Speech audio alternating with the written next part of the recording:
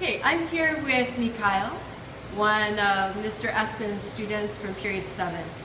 So, Mikael, why is Mr. Espin, in your experience, different than the other teachers you've had, or what does he offer that maybe some other teachers don't?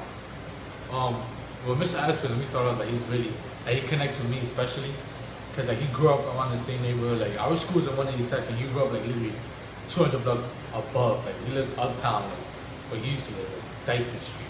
So with the connection there, he already knows how the struggles of the economic problems some of us might go through, and he takes that into the classroom. But he combines that with history, and I really like that.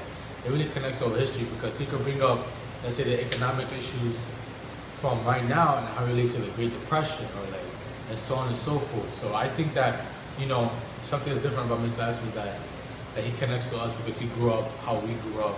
A little bit 20 or 30 years before. I think it's really good. And also, during class, he connects well with the students. He jokes around, and he's not always serious. Do this, do that. For our teenage, we like to joke around a little bit. But the good thing is that he goes right back into the work. Once he's finished with the joking around, he goes right back to the work, and he helps us a lot. He's here for ELT. What is ELT again? Oh, ELT is extra learning time. So it's let's say we have an essay to do tomorrow. He will stay after school with whoever whoever wants to come to work on the essay or help out with the pieces, etc.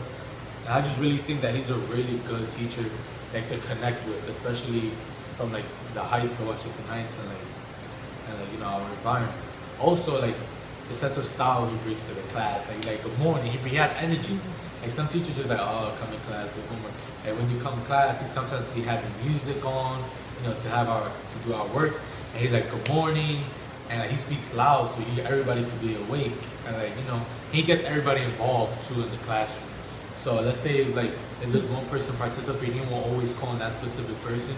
He will branch out and share the love, as he always says, to different classmates. And I really like that because you get ideas from different students, and you get ideas from the other teachers like Ms. Rabu herself, and it's really nice to have Ms. Espin in the classroom. There's energy, connection, style, all of it in one package. Okay. What will you take away from the class?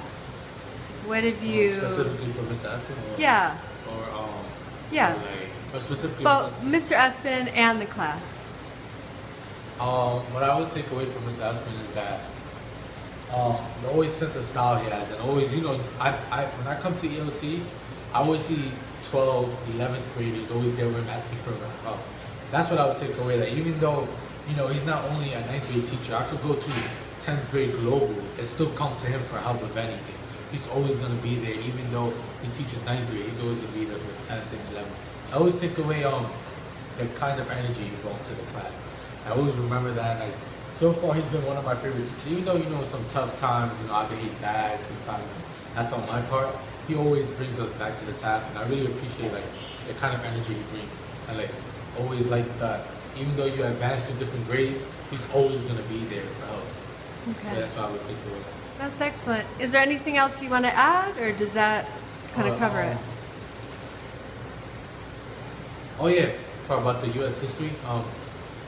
I feel he's a very good teacher for U.S. history. He's one of the best I've ever had for history, because I feel he explains it very well. He gives us Google Classroom, which is a different website that only some teachers use, only to send emails or to send reminders, etc. about homeworks that we have to do. Sometimes, all the time, he has every single day of the lesson posted on Google Classroom. So if we're struggling, we can go back to the lesson, go back to the PowerPoint to, learn about our history. And he connects to history. He grew up through some struggles, and so do we.